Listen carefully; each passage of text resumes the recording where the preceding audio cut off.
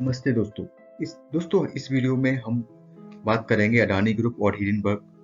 के द्वारा जारी की गई रिपोर्ट पर, जिसमें हिडनबर्ग रिसर्च ने अडानी ग्रुप पर सीरियस आरोप लगाए और जिनका इम्पैक्ट यह हुआ कि अडानी ग्रुप का मार्केट कैप 25% लगभग 4 लाख करोड़ रुपए मात्र 2 दिन में कम हो गया। दोस्तों, कौन है हिडनबर्ग रिसर्च कंपनी जिसकी रिपोर्ट पर मार्केट ने ऐसा शार्प रिएक्शंस दिया है? तो दोस्तों, हिडनबर्ग रिसर्च जो कि एक फॉरेंसिक रिपोर्टिंग में स्पेशलाइज्ड है, ये कंपनी पर रिसर्च करते हैं और देखते हैं कि क्या कोई कंपनी अकाउंटिंग इरेगुलरिटीज या मैनेजमेंट में कोई बैड कैरेक्टर्स है, या कंपनी रिलेटेड पार्टी ट्रांजैक्शंस को डिस्क्लोज करने से बच तो नहीं रही है, या वे इलीगल या अनएथिकल बिजनेस प्रैक्टिस में इन्वॉल्व तो नहीं है, या फाइनेंशियल रिपोर्टिंग में वो सही तरीके से डिस्क्लोज कर रहे हैं या नहीं कर रहे हैं। साथ ही दोस्तों, वे कहीं रेगुलेटर्स के द्वारा किसी तरीके के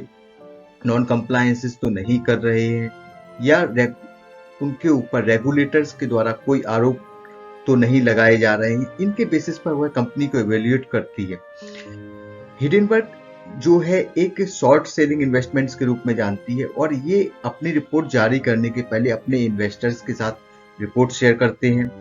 और उनके स्टॉक्स में यदि उनके क्राइटेरिया पर वह फर्म्स आती है कि किसी कंपनी में इस तरीके की इरेगुलरिटीज हैं, तो वे उसमें शॉर्ट पोजीशंस बनाते हैं और उस शॉर्ट पोजीशंस के बेसिस पर अपने इन्वेस्टर्स को पहले से वह स्टॉक दिलवाते हैं और प्रॉफिट्स को अर्न करते हैं। दोस्तों, इनका पास्ट रिकॉर्ड भी काफ़ी अच्छा रहा है और इनके द्वारा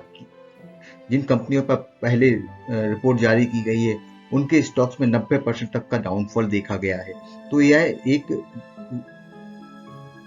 वेल डेवलप्ड रिपोर्ट है। दोस्तों, इनकी रिपोर्ट्स पर जो एक आग में घी का काम किया हुआ बिल एक्मैन, जो कि एक रिनाउंड इन्वेस्टर्स हैं, उनके एक ट्वीट का रहा है जिसमें उन्होंने कहा कि यह रिपोर्ट एक वेल रिसर्च रिपोर्ट है। तो दोस्तों, इस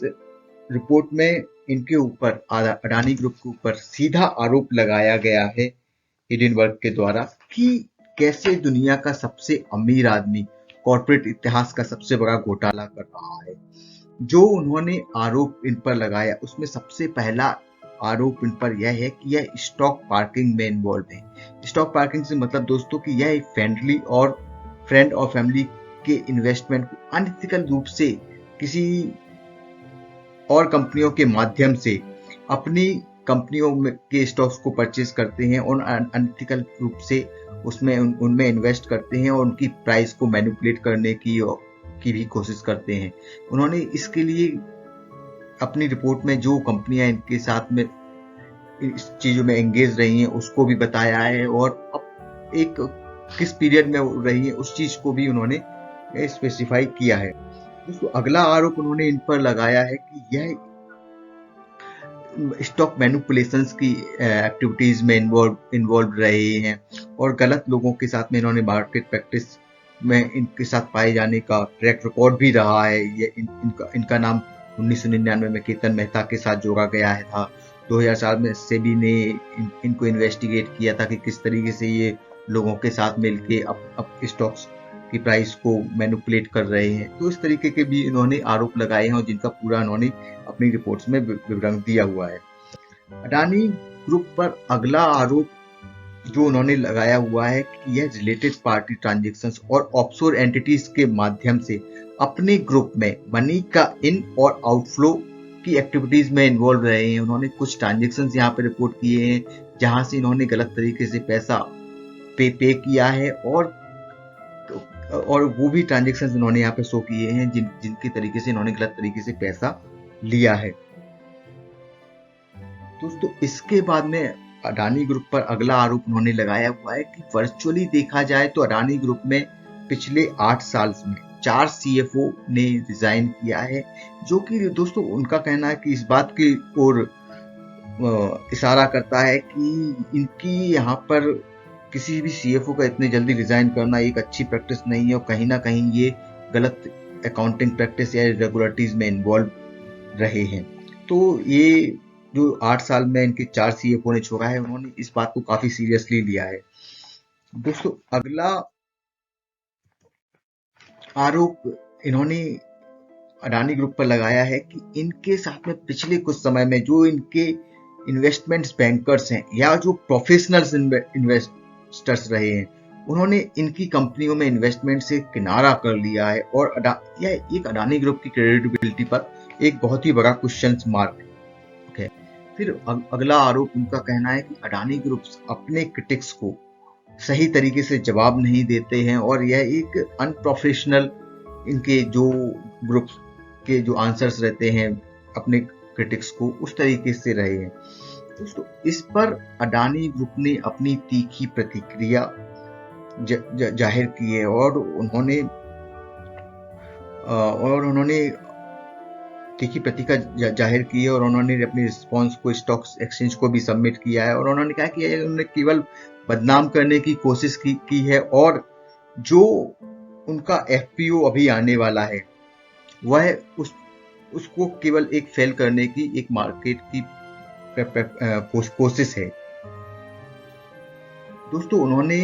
हिडेनबर्ग को एक मिथ्स ऑफ शॉर्ट सेलर्स के रूप में इंगित किया है और उन्होंने अपने सभी जवाब पॉइंट वाइज BSE को सबमिट किए हैं।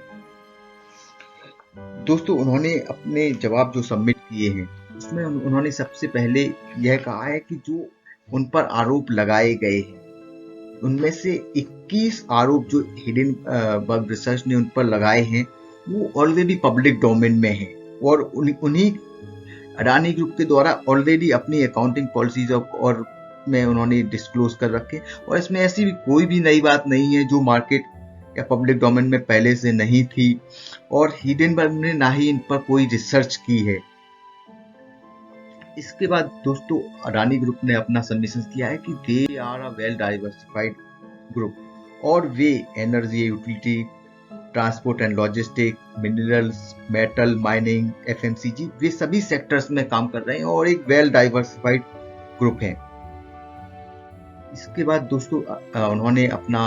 क्रेडिबिलिटी और जो अचीवमेंट्स के बारे में बताया हुआ है कि अडानी ग्रुप को मात्र 2023 में किस किस तरीके से वेल रिकॉग्नाइज्ड किया गया है और उन्होंने क्या क्या अचीवमेंट्स प्राप्त किए हैं। फिर दोस्तों उन्होंने जो अगला आरोप उन पर लगाया था कि उनके क्रेडिट स्टेटस के बारे में उस पर उन्होंने अपना जवाब दिया है। उन्होंने बताया है कि किस तरीके से विश्व की 3 महत्वपूर्ण credit rating agency S&P global, Fitch and Moody उनके स्टॉक्स को पर अपनी क्रेडिट रेटिंग्स देती हैं। साथ ही भारत की लगभग सभी बड़ी क्रेडिट रेटिंग एजेंसी जिसमें क्रिसिल है, इकरा है, बिग बर्ड्स है, ये सभी इन पर अपना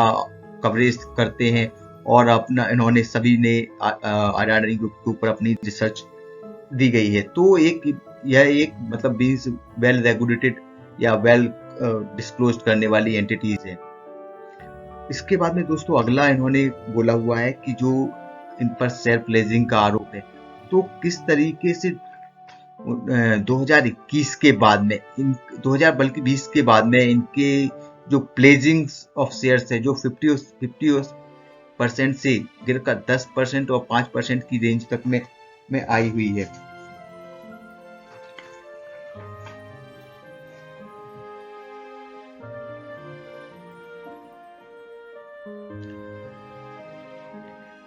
फिर दोस्तों अगला अकाउंटिंग एंड ऑडिट स्ट्रक्चर्स के बारे में इन्होंने बताया हुआ है कि अडानी ग्रुप्स की 9 में से 8 कंपनियां 8 में से 8 कंपनियों लिस्टेड 9 कंपनियों में से 8 के जो ऑडिटर्स हैं वो बिग 6 ऑडिटर्स रहे हैं, जिसमें EY, डेलॉइट इत्यादि सभी कंपनियां शामिल हैं। फिर रेगुलेटर्स के इंटरफेयर में उन्होंने बताया हुआ है कि क्या अडानी ग्रुप को CERC, SERC, NHAI, AAI, AER सभी रेगुलेटर्स के द्वारा काम